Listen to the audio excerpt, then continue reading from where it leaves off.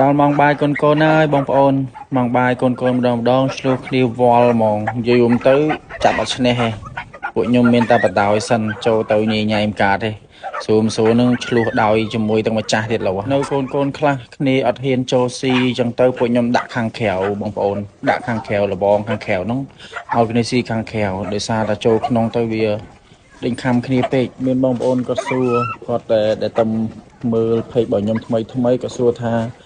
ធ្វើរងថ្ងៃចឹងអត់ហត់ទេអីចំឆ្កែច្រើនធ្វើអីគាត់ឆ្ងល់បងប្អូនពេលខ្លះក៏អត់ដែរដឹងចឹងណាចឹងខ្ញុំសូមជម្រាបបងប្អូនថាកូនគឺជាសត្វអនាថាដែលខ្ញុំបានសង្គ្រោះមកបងប្អូនហើយរងថ្ងៃដែលពួកខ្ញុំមើលថែពួកគេគឺហត់មិនអត់ហត់ទេដេកអត់ទៅបានពេញភ្នែកទេ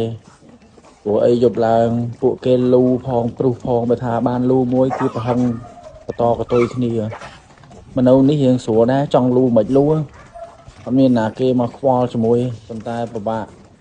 ថងម្ចាស់នឹងឯងចាស់ដេកបាន